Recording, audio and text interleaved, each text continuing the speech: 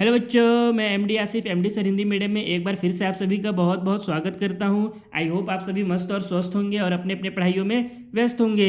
बच्चों, पिछले क्लास में हमने प्रश्नावली 11.1 का क्वेश्चन नंबर 1 से लेकर के क्वेश्चन नंबर 4 तक के सारे प्रश्नों को सॉल्व कर लिया था।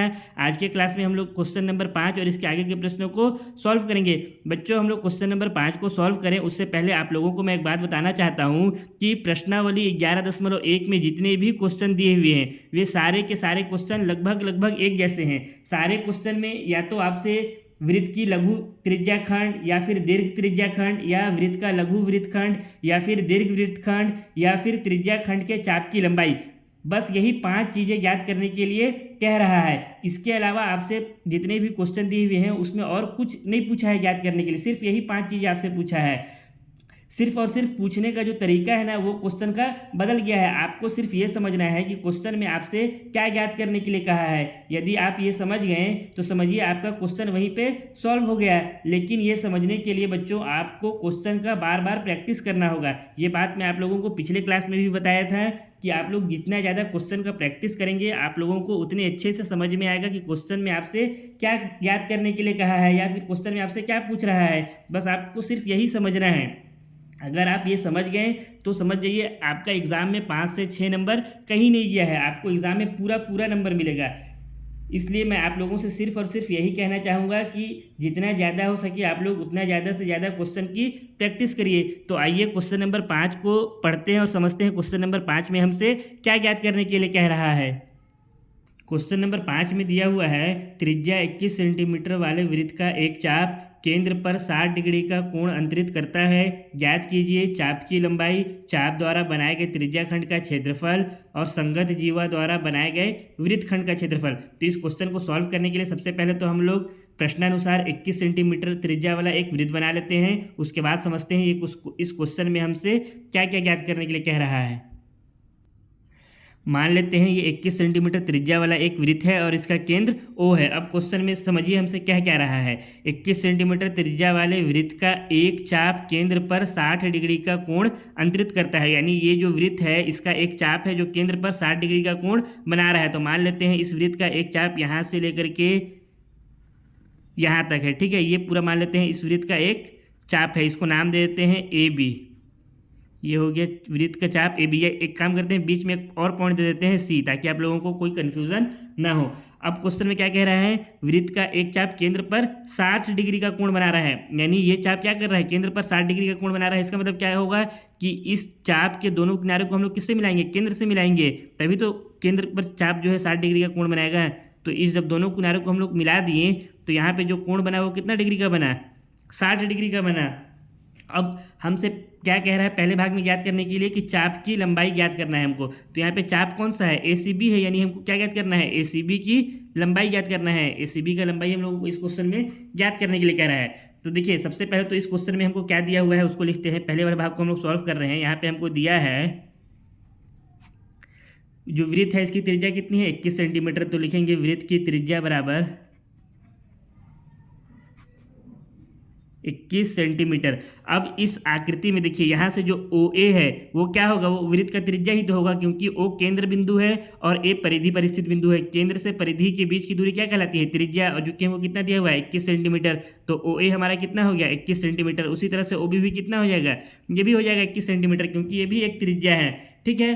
और यहाँ पे जो बनने वाला कोण है वो कितना है 60 डिग्री।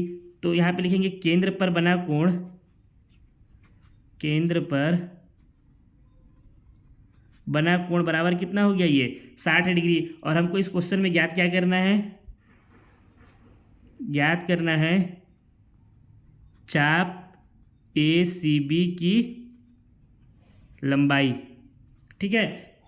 अब देखिए जब इस चैप्टर का परिचय वाले क्लास में मैं आप लोगों को बताया था कि किसी भी वृत्त के चाप की लंबाई को कैसे ज्ञात करते हैं, उसका एक फॉर्मूला होता है। तो यहाँ पे मैं लिख भी देता हूँ उसको, चूंकि हम जानते हैं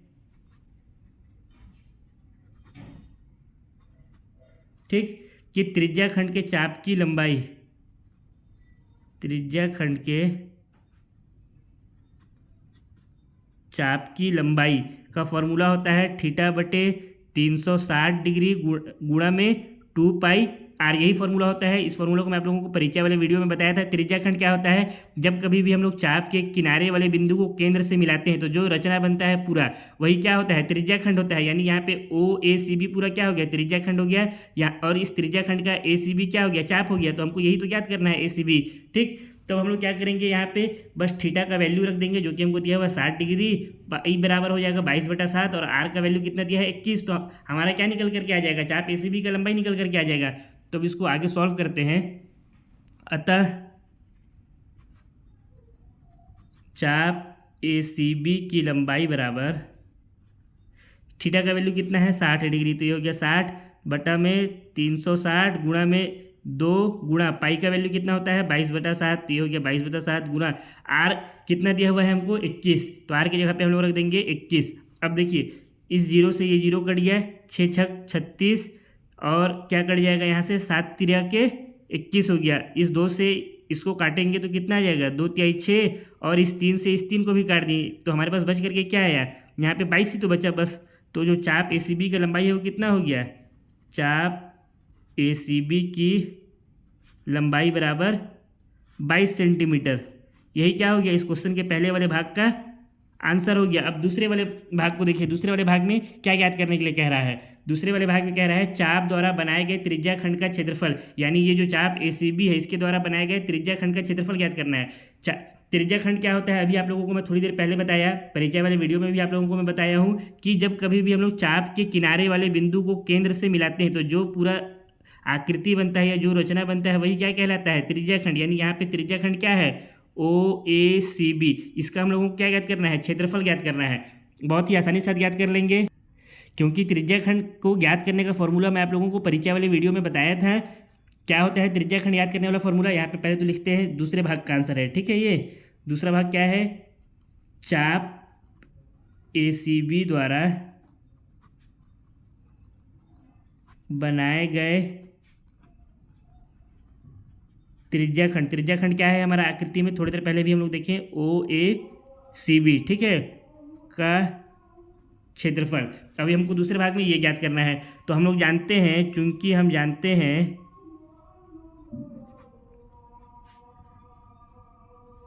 त्रिज्या खंड का क्षेत्रफल, इसका फॉर्मूला क्या होता है, थीटा बटा में 360 डिग्री गुणा में पाई आर स्क्वायर। जो वृत्त का क्षेत्रफल होता है उसमें थीटा बटे 360 के गुणा कर देते हैं तो वही त्रिज्या खंड का क्षेत्रफल हो जाता है। अब हम लोग यहाँ पे क्या करेंगे, बस थीटा का वैल्यू रख देंगे, आर का वैल्यू रख देंगे, पाई का वैल्यू रख देंगे, तो हमको जो त्रिज्या खंड OACB बन रहा है इसका क्षेत्रफल मिल जाएगा। तो लिखते हैं, अतः त्रिज्या खंड OACB का क्षेत्रफल, थीटा यानी केंद्र पे बना कोण कितना था 60 डिग्री, तो ये हो गया 60 बटा में नीचे आ गया 360 गुणा में पाई का वैल्यू कितना हो जाता है 22/7 इंटू आर का स्क्वायर यानी 21 का स्क्वायर। ठीक, अब इसको सॉल्व करेंगे तो कितना हो जाएगा, यहाँ से 60 से ये 36 कट गया, 6 आया, और तो कुछ कट रहा नहीं है। कहाँ से ये आया, तो इसको लिख भी देते हैं, चूंकि थीटा बराबर 60 डिग्री, आर बराबर 21 सेंटीमीटर और पाई बराबर होता है 22/7। ठीक, इसको थोड़ा सा ऊपर कर देता हूँ। अब इसको सॉल्व करेंगे तो कितना होगा, यहाँ पे आ गया ये 1/6 गुणा में 22/7, और इस 21 को हम लोग क्या लिख सकते हैं, 21 गुणा 21 लिख सकते हैं। अब ये 7 से इस 21 को काटेंगे, 3 बार में कट गया, इस 3 से इस 6 को काट देंगे, कितना बार में कटेगा 3 दूना 6, इस 2 से इस 22 को काट देंगे, कितना हो जाएगा 11 दूना 22 होता है, यानी 11 आ गया। क्या बचा हमारे पास 11, और यहाँ पे 21 है, यानी 11 गुणा 21 बराबर में आ गया 11 गुणा में 21। इसका गुणा करेंगे तो कितना होगा, 11 ये हो गया और ये हो गया 22, यानी 1 3 2 231। तो जो त्रिज्या खंड OACB का क्षेत्रफल है वो कितना आ गया 231 सेंटीमीटर का स्क्वायर। ये हो गया इसके दूसरे वाले भाग का आंसर। अब तीसरे वाले भाग को देखते हैं और समझते हैं उसमें हमसे क्या कह रहा है याद करने के लिए। तो देखिए तीसरे वाले भाग में कह रहा है संगत जीवा द्वारा बनाए गए वृत्त खंड का क्षेत्रफल। सबसे पहले तो ये समझिए कि जीवा क्या होता है, किसी भी वृत्त के दो बिंदुओं को मिलाने वाला जो रेखा है वही जीवा कहलाता है। तो यहाँ से A और B को हम लोग एक रेखा द्वारा मिला देंगे तो ये क्या हो जाएगा, एक जीवा हो जाएगा। अब हमसे क्या कह रहा है, जीवा द्वारा बनाए गए वृत्तखंड का क्षेत्रफल। वृत्तखंड क्या होता है, जीवा और चाप से जो घिरा हुआ भाग रहता है वही वृत्तखंड कहलाता है। यानी हमको अब इसमें किसका क्षेत्रफल याद करना है, ACB इस भाग का क्षेत्रफल ज्ञात करना है, यानी इस भाग को हमको यहाँ पे ज्ञात करना है, ये इस पूरे भाग को। ये भी बहुत ही आसानी के साथ ज्ञात कर लेंगे। इसको भी ज्ञात करने का एक तरीका आप लोगों को मैं बताया था। वृत्तखंड का क्षेत्रफल ज्ञात करने का तरीका क्या था, पहले हम लोग पूरे जो त्रिज्याखंड है उसका क्षेत्रफल ज्ञात करते हैं, उसमें से जो त्रिभुज बना रहता है उस त्रिभुज का क्षेत्रफल ज्ञात करके घटा देते हैं, तो हमारे पास क्या आ जाता है, इसका क्षेत्रफल आ जाता है, यानी वृत्तखंड का क्षेत्रफल ज्ञात हो जाता है। तो हम लोग तो यहाँ पे दूसरे वाले भाग में त्रिज्याखंड का क्षेत्रफल ज्ञात कर ही लिए हैं, अब हमको सिर्फ और सिर्फ क्या ज्ञात करना है, इस त्रिभुज का क्षेत्रफल ज्ञात करना है। तो आइए इसके तीसरे वाले भाग को भी हम लोग हल करते हैं। इसको हल करने के लिए हम लोग नेक्स्ट पेज में चलते हैं। देखिए कुछ इस तरह का डायग्राम था जहाँ पे हमको वृत्तखंड ACB इसका क्षेत्रफल ज्ञात करना है, यानी इस एरिया को हमको निकालना है, ये एरिया कितना है। तो इसके लिए हम लोग लिखेंगे, चूंकि हम जानते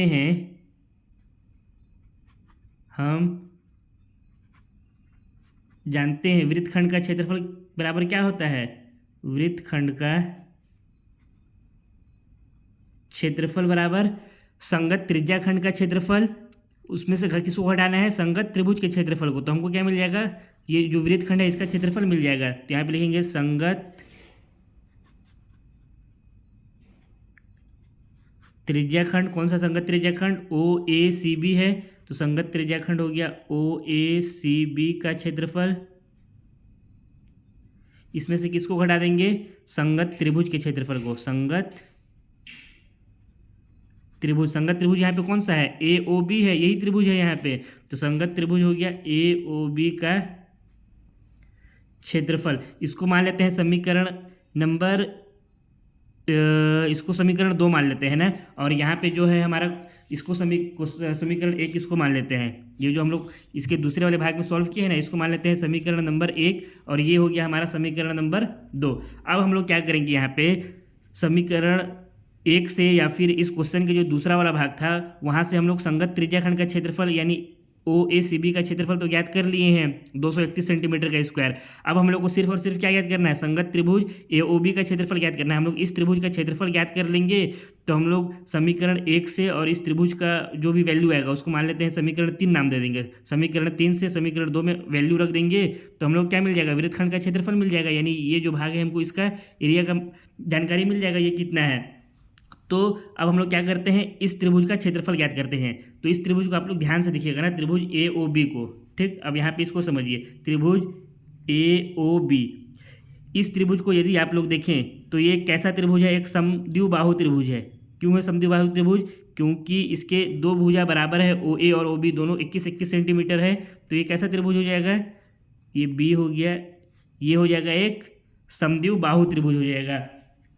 अब आप लोग कक्षा 9वीं में एक प्रमेय पढ़े हैं, याद करिए इसको, अगर याद नहीं होगा तो मैं बता भी देता हूँ कि किसी भी समद्विबाहु त्रिभुज में जो बराबर वाली भुजाएं रहती है उसके सामने वाले जो कोण रहते हैं वे भी बराबर होते हैं। जैसे इस समद्विबाहु त्रिभुज में OA और OB बराबर है, तो इसके सामने वाले जो कोण होंगे, इसके सामने वाला कोण कौन सा होगा, OA के सामने वाला कोण भी, तो ये वाला कोण, और OB के सामने वाला कोण कौन सा है, ये वाला कोण A। तो ये A और B जो है ये दोनों भी आपस में बिल्कुल बराबर होंगे, मतलब इनका वैल्यू भी बराबर होगा। तो हम लोग यहाँ पे लिखेंगे त्रिभुज AOB में क्या हो जाएगा, कोण A बराबर कोण B। इन दोनों कोण को मान लेते हैं हम लोग कोण X है, इसको क्या मान लिए, माना कोण X, ठीक। ये कहाँ से हुआ, तो इसका कारण दे देंगे, चूंकि समद्विबाहु त्रिभुज में बराबर भुजाओं के सामने वाले कोण बराबर होते हैं। इस प्रमेय से कोण A और कोण B दोनों क्या हो गए, एक दूसरे के बराबर हो गए। इसको हम लोग मान लिए हैं, क्या माने हैं, कोण X माने हैं। अब यदि इस त्रिभुज में इस कोण के तीनों कोण को हम लोग जोड़ दें, कोण O, कोण A और कोण B, तो इसका तीनों का योग कितना हो जाएगा, 180 डिग्री हो जाएगा, क्योंकि त्रिभुज के तीनों कोणों का योग 180 डिग्री होता है। तो हम लोग यहाँ पे लिख सकते हैं कोण A प्लस कोण B प्लस कोण C बराबर 180 डिग्री। इसका कारण क्या हो जाएगा, चूंकि त्रिभुज के तीनों कोणों का योग 180 डिग्री होता है। इसको आप लोग लिख लीजिएगा, ठीक। कोण A को हम लोग कितना माने हैं, X, तो यहाँ पे हो जाएगा कोण X प्लस कोण B की जगह पे भी कितना हो जाएगा, कोण X हो जाएगा, प्लस कोण C कितना, सॉरी ये कोण O है ना, ये तो हमारा कोण O है, तो कोण O कितना दिया हुआ है 60 डिग्री, तो यहाँ पे हो जाएगा ये 60 डिग्री बराबर कितना आ गया, 80 डिग्री आ गया। कोण x प्लस कोण x कितना हो गया, 2 कोण x, और इस 60 को हम लोग पक्षांतर करके उस तरफ ले जाएंगे तो इधर कितना हो जाएगा, 180 माइनस में 60 हो जाएगा क्योंकि उधर प्लस में था। अब 180 में से 60 घटाएंगे तो कितना हो जाएगा, ये 120 डिग्री हो जाएगा। यहाँ है 2 कोण x, इस 2 से इस 120 को हम लोग यहाँ पे काट भी सकते हैं, ये कट जाएगा तो कितना आ गया 60 डिग्री, यानी कोण x का वैल्यू कितना आया, 60 डिग्री आया। कोण x बराबर कितना हो गया, 60 डिग्री हो गया। इसको मान लेते हैं समीकरण नंबर, ये हो गया हमारा 3 और ये हो गया समीकरण 4। तो समीकरण 3 और 4 से क्या हो जाएगा, कोण a प्लस कोण b बराबर समीकरण 3 एंड समीकरण 4 से कोण a बराबर कोण b बराबर कितना हो जाएगा, इसका वैल्यू 60 डिग्री हो जाएगा। इसको मान लेते हैं समीकरण नंबर 5। अब देखिए ये जो त्रिभुज है AOB, इसको फिर से यहाँ पे समझिए, ये जो त्रिभुज था हमारा AOB, इसमें यहाँ जो कोण O था ये तो 60 डिग्री था ही, कोण A भी हमारा कितना आ गया 60 डिग्री, तो ये भी हो गया 60 और कोण B भी हो गया 60 डिग्री, ये A हो गया ये B हो गया। अब जिस त्रिभुज में तीनों कोण 60 डिग्री के हैं यानी तीनों कोण बराबर है, वो त्रिभुज क्या कहलाएगा, वो समबाहु त्रिभुज कहलाएगा। क्या कहलाएगा, ये समबाहु त्रिभुज। और समबाहु त्रिभुज का क्षेत्रफल हम लोग बहुत आसानी से ज्ञात कर लेंगे। समबाहु त्रिभुज का क्षेत्रफल का सूत्र क्या होता है, समबाहु त्रिभुज का क्षेत्रफल ज्ञात करने का फॉर्मूला होता है √3/4 गुणा में भुजा का स्क्वायर। तो यहाँ से हम लोग क्या ज्ञात कर सकते हैं, समबाहु त्रिभुज का क्षेत्रफल ज्ञात कर सकते हैं। तो इसलिए हम लोग लिखेंगे अतः समबाहु त्रिभुज AOB का क्षेत्रफल बराबर कितना हो जाएगा, √3/4 गुणा में भुजा का स्क्वायर, यही होगा। √3 ये हो गया बटा में 4, भुजा कितना दिया हुआ है, ये हमको 21 सेंटीमीटर दिया होता है, ये भी 21 हो, ये समबाहु त्रिभुज हो गया तो ये भी कितना होगा 21 होगा। तो यहाँ पे भुजा का वैल्यू कितना हो जाएगा 21 का स्क्वायर। अब इसको हल करेंगे तो कितना आ जाएगा, ये हो गया √3/4 गुणा में 21 गुणा में 21 का स्क्वायर कितना हो जाएगा 441 और ये √3 है तो ये एज इट इज रहेगा। तो यहाँ पे हम लोग इसको क्या लिख सकते हैं, √3/4 गुणा में 441, ये क्या है समबाहु त्रिभुज AOB का क्षेत्रफल। समबाहु त्रिभुज AOB का क्षेत्रफल, इसको मान लेते हैं ये है समीकरण नंबर, ये 5 था ना, ये हो गया समीकरण नंबर 6। अब समीकरण 2 में समीकरण 1 और समीकरण 6 से अगर हम लोग वैल्यू रख दें, ये हमारा समीकरण 2 था, इस समीकरण 2 में जो हमारा समीकरण 1 था, कौन सा था समीकरण 1, ये वाला जो त्रिज्याखंड AOCB का क्षेत्रफल जिसका वैल्यू कितना है 231 सेंटीमीटर। तो समीकरण 1 से यहाँ पे 231 सेंटीमीटर का स्क्वायर यहाँ पे वैल्यू हो जाएगा। और समीकरण 6 से संगत त्रिभुज AOB का क्षेत्रफल कितना आया है, √3/4 गुणा में 441। तो अब यहाँ पे लिखते हैं समीकरण 2 में समीकरण 1 एंड समीकरण 6 से मान रखने पर कितना आ गया इसका मान, इसको सॉल्व करेंगे तो वृत्तखंड का क्षेत्रफल बराबर आ गया, वृत्तखंड का क्षेत्रफल बराबर संगत त्रिज्याखंड OACB का क्षेत्रफल कितना था 231, तो ये हो गया 231 माइनस, और ये भी चूंकि क्षेत्रफल है तो इसको भी किस में लिखेंगे, सेंटीमीटर का स्क्वायर में होगा ना, ये स्क्वायर ऐसे ही मत छोड़िएगा वरना आधा नंबर आप लोगों का कट जाएगा, माइनस ये कितना हो जाएगा समबाहु त्रिभुज AOB का क्षेत्रफल √3/4 गुणा में 441 सेंटीमीटर का स्क्वायर, क्योंकि यहाँ पे क्षेत्रफल है। यही क्वेश्चन नंबर 5 के तीसरे वाले भाग का आंसर हो गया। देखिए क्वेश्चन जितना भी दिया हुआ है इस प्रश्नावली में सारा का सारा क्वेश्चन लगभग सेम है। सब में या तो आपसे वृत्तखंड का क्षेत्रफल ज्ञात करने के लिए बोलेगा या फिर त्रिज्याखंड का क्षेत्रफल ज्ञात करने के लिए बोलेगा, बस यही सब बोलेगा, इसके अलावा और कुछ नहीं बोलेगा। सिर्फ क्वेश्चन को पूछने का जो तरीका है वो बदल दिया। आप लोगों को बस ये समझना है कि क्वेश्चन में आपसे पूछ क्या रहा है। ये कब आप लोग समझेंगे, जब आप लोग क्वेश्चन को बार बार प्रैक्टिस करेंगे। इसलिए मैं आप लोगों को बार बार बोल रहा हूँ, आप लोग इस प्रश्नावली में जितने भी क्वेश्चन दिए हुए हैं उसका बार बार प्रैक्टिस करिए, ठीक है। अब इसके बाद हम लोग क्वेश्चन नंबर 6 को सॉल्व करते हैं। क्वेश्चन नंबर 6 में दिया हुआ है 15 सेंटीमीटर त्रिज्या वाले एक वृत्त की कोई जीवा केंद्र पर 60 डिग्री का कोण अंतरित करती है, संगत लघु और दीर्घ वृत्तखंडों के क्षेत्रफल ज्ञात कीजिए। सबसे पहले तो इस क्वेश्चन में हम लोग 15 सेंटीमीटर त्रिज्या वाला एक वृत्त बना लेते हैं, उसके बाद समझते हैं क्वेश्चन हमसे क्या कह रहा है। मान लेते हैं ये 15 सेंटीमीटर त्रिज्या वाला एक वृत्त है जिसका केंद्र O है। अब इस क्वेश्चन को समझते हैं क्या कह रहा है। 15 सेंटीमीटर त्रिज्या वाले एक वृत्त की कोई जीवा केंद्र पर 60 डिग्री का कोण अंतरित करती है। वृत्त की कोई जीवा है जो केंद्र पर कितना डिग्री का कोण बना रही है, 60 डिग्री का कोण बना रही है।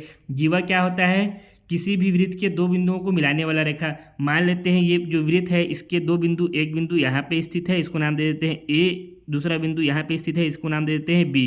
तो ये इसको जो मिलाने वाला रेखा होगा वो क्या हो जाएगा, जीवा हो जाएगा। तो ये जीवा हो गया ए बी। ये केंद्र पर कितना डिग्री का कोण बना रहा है, 60 डिग्री का कोण बना रहा है। तो उसके लिए क्या करेंगे, इस जीवा के जीवा ए और बी से केंद्र को मिला देंगे। तो ये ए और बी से केंद्र को मिला दिए, यहाँ पे जो बनने वाला कोण है वो कितना हो गया, 60 डिग्री का हो गया।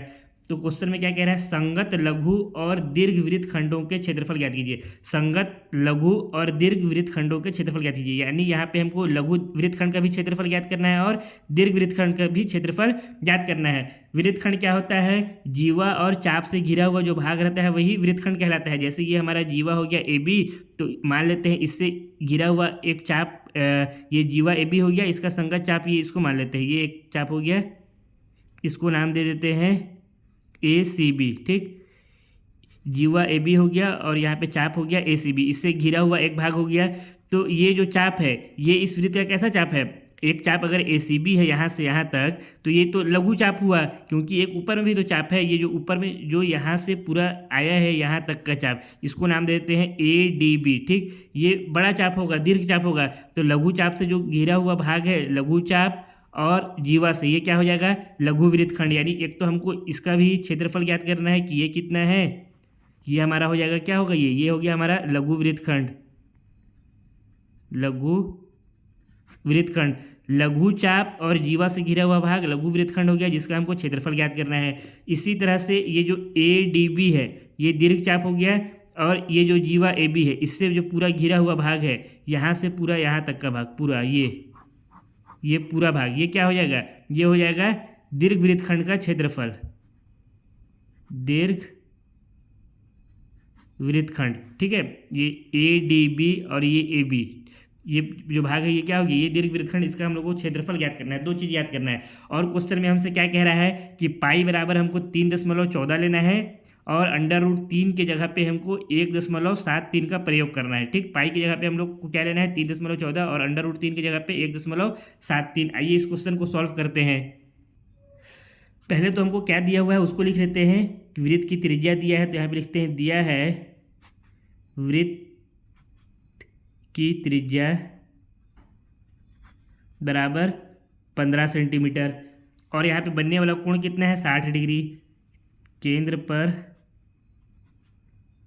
बना कोण यानी थीटा बराबर है 60 डिग्री। मान लेते हैं ये जीवा को हम लोग क्या नाम दिए हैं, ए बी, और इस लघु चाप को ए सी बी। तो यहाँ पे लिखते हैं माना जीवा बराबर ए बी तथा लघु चाप जो है हमारा वो है ए सी बी। ठीक, और हमको क्या क्या ज्ञात करना है, एक तो लघु चाप लघु वृत्तखंड ज्ञात करना है और दूसरा दीर्घ वृत्तखंड ज्ञात करना है। तो पहले तो हम लोग लघु वृत्तखंड को ज्ञात कर लेते हैं, लघु वृत्तखंड का क्षेत्रफल ज्ञात कर लेते हैं। ठीक, तो यहाँ पे हम लोग चूंकि हम जानते हैं लघु वृत्तखंड का क्षेत्रफल बराबर क्या होता है, लघु वृत्तखंड का क्षेत्रफल बराबर होता है जो संगत त्रिज्या खंड है उसका क्षेत्रफल माइनस संगत त्रिभुज का क्षेत्रफल। तो यहाँ पे लिखेंगे संगत त्रिज्या खंड कौन सा है, ओ ए सी बी, ओ ए सी बी का क्षेत्रफल माइनस संगत त्रिभुज ए ओ बी का क्षेत्रफल। संगत त्रिभुज ए ओ बी का क्षेत्रफल, इसको मान लेते हैं समीकरण नंबर 1। अब हम लोग को यहाँ पे पहले क्या ज्ञात करना है, संगत त्रिज्याखंड ओ ए सी बी का क्षेत्रफल ज्ञात करना पड़ेगा। तो लिखते हैं नाउ संगत त्रिज्याखंड ओ ए सी बी का क्षेत्रफल बराबर क्या हो जाएगा, त्रिज्याखंड का क्षेत्रफल ज्ञात करने का फॉर्मूला क्या था, थीटा बटा में 360 गुणा पाई आर स्क्वायर। तो यहाँ पे क्या हो जाएगा, थीटा बटा में 360 गुणा में पाई आर स्क्वायर, यही होगा, यही फॉर्मूला होता है त्रिज्या खंड याद करने का। त्रिज्या खंड का क्षेत्रफल, थीटा कितना दिया हुआ है हमको क्वेश्चन में 60 डिग्री, तो यहाँ पे क्या हो जाएगा थीटा की जगह पे 60 डिग्री, तो ये हो गया 60 बटा में 360 गुणा में पाई का वैल्यू हमको कितना रखना है, इस क्वेश्चन में कितना दिया हुआ है 3.14 दिया हुआ है, तो यहाँ पे हो गया ये 3.14 गुणा में आर, त्रिज्या कितना दिया हुआ है हमको 15 सेंटीमीटर, तो यहाँ पे क्या हो जाएगा त्रिज्या की जगह पे 15 का स्क्वायर। इस त्रिभुज में त्रिज्या क्या हो गया ओ ए और ओ बी त्रिज्या हो गया, केंद्र से परिधि के बीच की दूरी, तो ये हमारा 15 हो गया, ये भी 15 हो गया। ठीक, अब इसको सॉल्व करेंगे तो कितना हो जाएगा 60 से ये 360 कट जाएगा, 1 बटा ये 6 हो गया, और क्या कर सकता है, और यहाँ से अगर इसको काटे तो 1 मिनट अभी तो इसको फिलहाल रहने देते हैं। यहाँ से क्या आया हमारे पास, ये हो गया 1/6 गुणा में 3.14, इस 15 को हम लोग क्या लिख सकते हैं 15 गुणा 15 लिख सकते हैं, तो ये हो गया 15 गुणा में 15। अब देखिए 3×5 = 15 ये हो गया, और 3 दूना 6 ये कट गया। अब 2 से इसको हम लोग काट सकते हैं, 2 एकम 2, इसको काटेंगे कितना हो जाएगा 2 एकम 2 दशमलव, यहाँ पे 1 आया 2×5 = 10, फिर 1 आया 2×7 = 14, यानी 1.57, तो हमारे पास क्या निकल के आया 1.57 गुणा 5 गुणा में 15। अब इसका गुणा कर देंगे तो कितना हो जाएगा, इन तीनों का गुणा कर देंगे तो हो जाएगा 117.75। ठीक, मैं गुणा कर लिया हूँ, आप लोग इसका गुणा चाहे तो करके देख भी सकते हैं, चेक कर सकते हैं आप लोग। तो ये क्या है कि हमारा संगत त्रिज्याखंड ओ ए सी बी का क्षेत्रफल ये हो जाएगा 117.75 सेंटीमीटर का स्क्वायर, इसको मान लेते हैं समीकरण नंबर 2।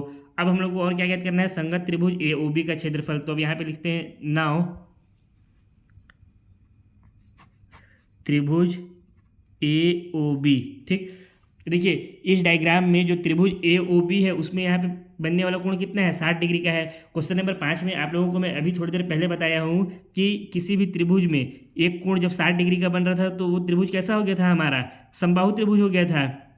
तो ये भी हमारा त्रिभुज कैसा हो जाएगा, समबाहु त्रिभुज हो जाएगा। कैसे समबाहु त्रिभुज हुआ है, इसके सामने वाला कोण ये और इसके सामने वाला कोण ये दोनों बराबर हो जाएंगे। कैसे, समद्विबाहु त्रिभुज का फॉर्मूला होता है, सॉरी एक सूत्र है कि समद्विबाहु त्रिभुज में बराबर भुजाओं के सामने वाले कोण बराबर होते हैं। ये सारा कुछ आप लोग को मैं क्वेश्चन नंबर 5 में बताया हूँ, तो यहाँ पे मैं इसको पूरा डिटेल से एक्सप्लेन नहीं कर रहा हूँ, सिर्फ इसको जो ए ओ बी है इसको ए ओ बी को एक समबाहु त्रिभुज मान लेता हूँ, और यहाँ पे बनने वाला और यहाँ पे बनने वाला कोण 60 डिग्री हो जाएगा। तो समबाहु त्रिभुज का क्षेत्रफल लगा करके इस त्रिभुज का क्षेत्रफल ज्ञात कर लेते हैं। ठीक, समबाहु त्रिभुज का सूत्र लगा करके, तो यहाँ पे लिखता हूँ त्रिभुज, या यहाँ पे त्रिभुज ए ओ बी की जगह पे ना एक समबाहु त्रिभुज होगा। कैसे होगा, तो ये आप लोग क्वेश्चन नंबर 5 से आप लोग देख सकते हैं कैसे होगा। ठीक है, तो यहाँ पे हम लिखेंगे अतः समबाहु त्रिभुज ए ओ बी का क्षेत्रफल बराबर क्या होता है √3/4 गुणा में भुजा का स्क्वायर। तो यहाँ से क्या आ गया, समबाहु त्रिभुज ए ओ बी का क्षेत्रफल ये हो गया √3, ये बटा में 4, और भुजा कितना दिया हुआ है 15 दिया हुआ है, तो ये हो गया 15 का स्क्वायर। यानी यहाँ से इस त्रिभुज का क्षेत्रफल कितना आ गया, ए ओ बी का क्षेत्रफल हो गया 15 का स्क्वायर करेंगे तो कितना हो जाएगा, ये 225 कितना होता है 15 का स्क्वायर, 15 × 15, 15×5 = 75, 15 एकम ये हो गया 15, 5 5 10 12, हाँ 225 होता है। ठीक, थोड़ा सा मैं कन्फ्यूज हो रहा था ना, तो ये हो गया 225 गुणा में √3/4, इसको मान लेते हैं समीकरण नंबर 3। अब समीकरण 2 और 3 से जो मान है उसको किस में रख देते हैं, समीकरण नंबर 1 में रख देते हैं, तो हमको क्या मिल जाएगा लघु वृत्तखंड का क्षेत्रफल। तो अब इसके लिए लिखेंगे समीकरण 1 में समीकरण 2 और 3 से मान रखने पर क्या हो जाएगा, लघु वृत्तखंड का क्षेत्रफल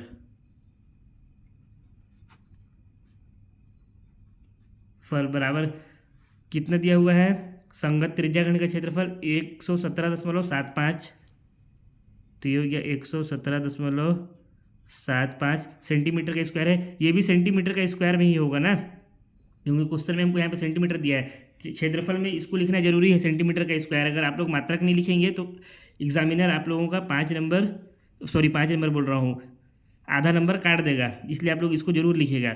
माइनस किसको करेंगे हम लोग, इसको 25 गुणा में √3/4। चूंकि क्वेश्चन में हमको क्या बोला था कि जो √3 है इसका वैल्यू कितना रखना है, 1.73 रखना है। तो इसको आगे सॉल्व करेंगे तो कितना हो जाएगा, ये 117.75 गुणा में 225 गुणे 1.73, इसके बटा में क्या आ गया, 4 आ गया। अब इसको सॉल्व करेंगे कितना हो जाएगा, ये हो गया 117.75 गुणा 225, अच्छा ये माइनस है ना, ये गुणा का चिन्ह, 225 का गुणा जब 1.73 से करेंगे तो कितना हो जाएगा, 389.25 हो जाएगा। ठीक है, आप लोग इसको चेक करके जरूर देख लीजिएगा, लेकिन एक बार इसके बटे में है 4 बराबर। अब इसको आगे हल करेंगे तो कितना होगा, ये 4 यहाँ पे हर में है, इसका क्या करना पड़ेगा, हम लोग को एलसीएम लेना पड़ेगा। तो इस 4 का गुणा इस 117.75 से हो जाएगा। तो यहाँ पे ये आ गया 117.75 गुणा 4, फिर यहाँ पे गुणा का चिन्ह लग गया है, ये माइनस है ना, तो ये हो गया -389.25, इसके बटा में क्या आ गया, 4 आ गया। अब इसको आगे सॉल्व करेंगे तो कितना हो जाएगा, यहाँ से 117.75 गुणे 4 करेंगे तो इसका वैल्यू कितना निकल करके आ जाएगा, 441। कितना निकल करके आ जाएगा, 441। यहाँ पे माइनस में कितना है, 389.25, तो ये हो गया 389.25 बटा में कितना है, 4। अब 441 में से 389.25 को घटाएंगे तो कितना हो जाएगा, ये 81.75 हो जाएगा, बटा में ये हो गया 4। अब इसको काट देंगे तो कितना आ जाएगा, 4 से इसको डायरेक्ट काट देते हैं तो ये आ गया 4 दूना 8, फिर ये लोग गया 0.1 हुआ, 4 चौको 16, फिर यहाँ पे बचा 1, 4 दूना 12, फिर कितना बचा यहाँ, 4 दूना 12, 3 बचा, 4 सत्ते 28, फिर 2 बचा, 4 पचे 20। तो हमारे पास निकल के आया 20.4275। क्या निकल के आया, 20.4275 सेंटीमीटर का स्क्वायर। यही क्या होगा, इस क्वेश्चन का आंसर हुआ पहले भाग का। लघु वृत्तखंड का क्षेत्रफल कितना आ जाएगा, 20.4275 सेंटीमीटर का स्क्वायर आएगा। देखिए इसका मैं पूरा अगर यहीं पे कैलकुलेशन करता ना तो बहुत टाइम लग जाता है, इसलिए मैं इसका कैलकुलेशन करके रख लिया था। आप लोग इसको चेक करके एक बार जरूर देखिएगा। इसका आंसर कितना आया हमारा, 20.4275 सेंटीमीटर का स्क्वायर। मान लेते हैं ये है समीकरण नंबर 4। अब क्वेश्चन में आगे हमसे क्या बोल रहा है कि ये जो वृत्त है इसका दीर्घ वृत्तखंड का भी हमको क्षेत्रफल ज्ञात करना है। तो दीर्घ वृत्तखंड का क्षेत्रफल कैसे ज्ञात करते हैं आप लोगों को मैं परिचय वाले वीडियो में बताया हूँ। पूरे वृत्त का हम लोग क्षेत्रफल एक बार ज्ञात करेंगे, उसमें से हम लोग ये जो लघु वृत्तखंड है ACB, इसको क्षेत्रफल को घटा देंगे, जो भी हम लोग निकाले हैं 20.4275, तो हमारा क्या आ जाएगा, ये पूरा का क्षेत्रफल आ जाएगा। तो इसके लिए अगले पेज में चलते हैं आगे सॉल्व करने के लिए। लेकिन उससे पहले यहाँ पे हम लोग का कुछ गलती हुआ है। गलती क्या हुआ है आप लोगों को मैं बता देता हूँ। जब इसको हम लोग काटें तो थोड़ा सा गलत हो गया। यहाँ पे 4 2 की जगह पे 4 3 होगा। कैसे होगा, 4 दूनी 8 हुआ, ये 0 हुआ, फिर यहाँ पे 1 आया, 4 चौको 16, फिर 1 यहाँ पे आया, तो 4 तिया 12 होता है ना, 4 दूनी 12 थोड़ी होता है, तो ये 3 लिखना था यहाँ पे, ये गलती से मैं 2 लिख दिया। 4 तिया 12 हुआ, फिर यहाँ पे 3 बचा तो 0 उतरा, 4 सत्ते 28 हुआ, फिर 2 बचा, 0 उतरा, 4 पचे 20 हुआ। ठीक, तो यहाँ पे हम लोग का 3 आएगा, इसको आप लोग सुधार लीजिएगा। अब दीर्घ वृत्तखंड का क्षेत्रफल ज्ञात करने के लिए हम लोग नेक्स्ट पेज में चलते हैं। देखिए कुछ इसी तरह का हमारा डायग्राम था, जहाँ पे हम लोग ये जो लघु वृत्तखंड है ACB, इसका क्षेत्रफल ज्ञात कर लिए, जो कि कितना आया हमारा 20.4375। अब हमको क्या ज्ञात करना है, इस दीर्घ वृत्तखंड का क्षेत्रफल ज्ञात करना है। ये जो पूरा है, पेन क्यों नहीं चल रहा है, ये पूरा भाग का, इस पूरे का क्षेत्रफल ज्ञात करना है। तो इसके लिए हम लोग लिखेंगे, चूंकि दीर्घ वृत्तखंड का क्षेत्रफल बराबर क्या होता है, पूरे वृत्त का क्षेत्रफल, वृत्त का क्षेत्रफल, उसमें से हम लोग कैसे घटाते हैं, जो लघु वृत्तखंड का क्षेत्रफल रहता है उसको घटा देते हैं। तो यहाँ पे हो गया माइनस लघु वृत्तखंड का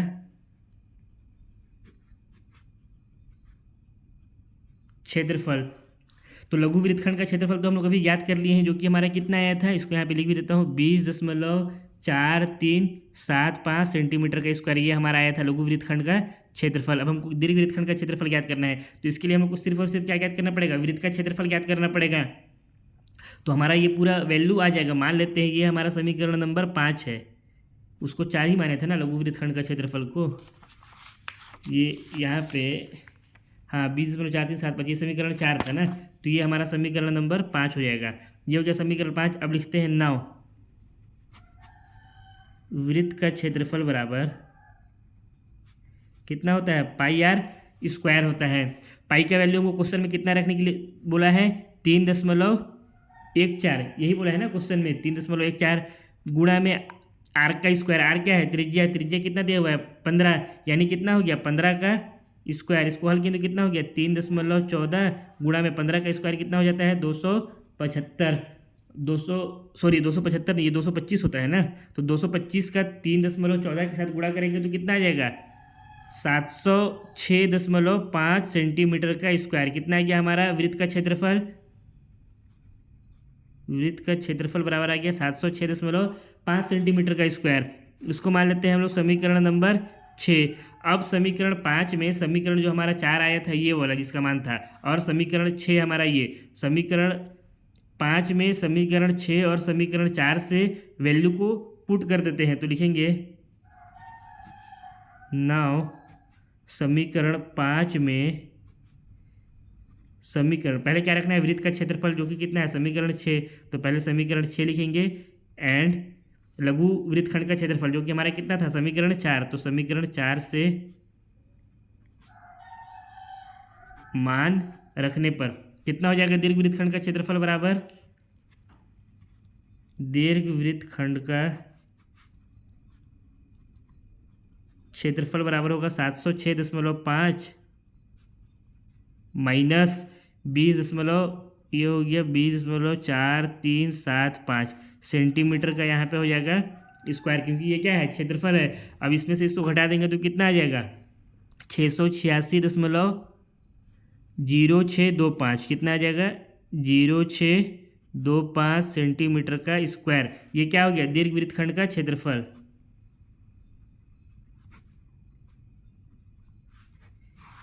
इसी के साथ क्वेश्चन नंबर 6 समाप्त होता है। आई होप आप लोगों को समझ में आया होगा। देखिए क्वेश्चन में कुछ नहीं करना था, हमको एक बार लघु वृत्तखंड का क्षेत्रफल ज्ञात करना था और उसके बाद दीर्घ वृत्तखंड का क्षेत्रफल ज्ञात करना था।